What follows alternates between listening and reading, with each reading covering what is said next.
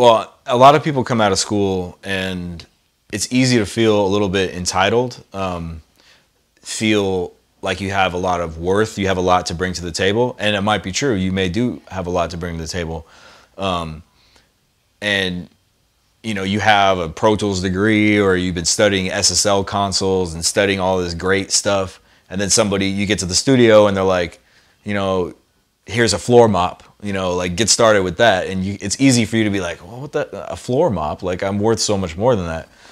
But there's steps that you have to follow, and they know that you're probably a better engineer than you are a floor mopper. But the point is they want you to follow directions.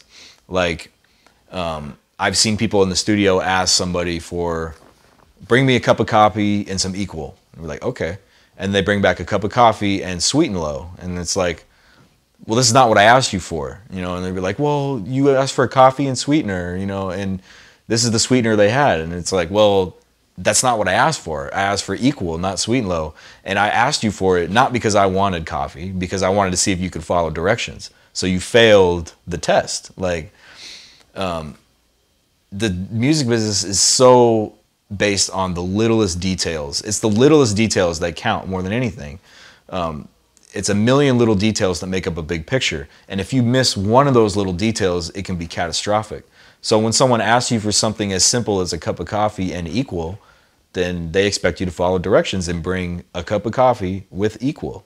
When people give you specific directions on how they want a record to feel or sound, and you stray away from that and don't deliver the minimum of what their directions were, you haven't delivered what they asked for. And at this point, once you've moved up into this chair, the consequences are more severe than just like, well, we're not gonna have that intern do anything. Like, this could jeopardize the future of your career. Like, this producer may never hire you again. That producer may tell other producers not to hire you.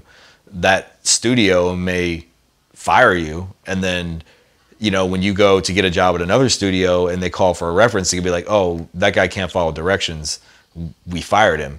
And guarantee you're not getting hired there. So the community is very, very small and everyone talks to each other. So moral of the story is learn how to get the coffee right with the right equal when that's what they ask for, because it's a habit that you need to get into with following directions and delivering it the way that they ask for.